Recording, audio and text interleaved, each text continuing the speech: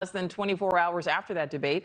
And there's mixed opinions on who had the best night. According to this poll from the Drudge Report, Vivek Ramaswamy won last night's debate, followed by Nikki Haley and Ron DeSantis, with Asa Hutchinson at the bottom. Of course, that is only one analysis, and the current frontrunner of the GOP race, as we know, was not even on the stage. So joining us now, Juliegrace Brufke, Capitol Hill reporter at Axios. Juliegrace, thank you so much for your time.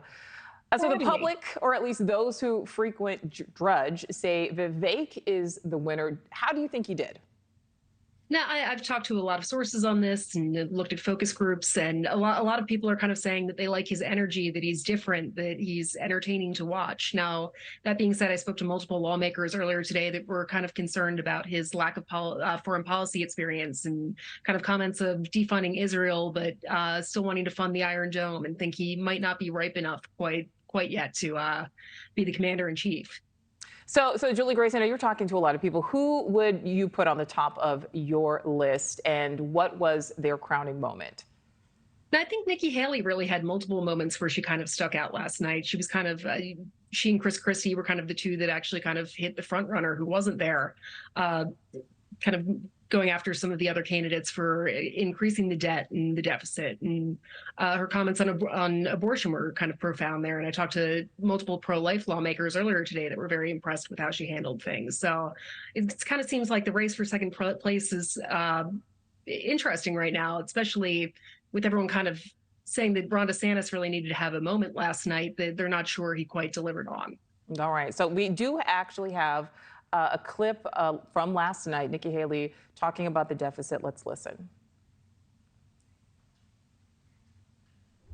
The truth is that Biden didn't do this to us. Our Republicans did this to us, too. When they passed that $2.2 trillion COVID stimulus bill, they left us with 90 million people on Medicaid, 42 million people on food stamps. These are taxpayer dollars. It's not their dollars. And while they're all saying this, you have Ron DeSantis, you've got Tim Scott, you've got Mike Pence. They all voted to raise the debt. And Donald Trump added $8 trillion to our debt. All right, so we just heard there from Nikki Haley, Juliegrace. Last night, a very vocal audience, and the audience at that point really seemed to connect with Haley. Yeah, absolutely. I mean, I think especially in that moment, voters often vote with their pocketbooks. And speaking about fiscal policy, I think resonates particularly with Republican voters. So I think she probably hit an important note for kind of swaying people to vote her way. All right, so at many points, let's talk about another one of the candidates last night, Governor Ron DeSantis. At many points, and I do want to mention the fact that, I mean, he still is polling, relatively high compared to most of the other candidates there. But at many points last night, the governor appeared uncomfortable. Did he deliver to the expectations of his supporters, do you think? I think that he made some points on policy that probably resonated with his base there. I spoke with Rep. Chip Roy right after debate briefly, and he said he definitely looked like the leader on the stage. That being said, I mean, Ron DeSantis, one of the main points that have been brought up is whether or not he can connect with voters, which is something that I'm not sure he totally delivered on last night, but kind of remains to be seen there, whether he can get to that point. Yeah, and we will certainly see more debates to go.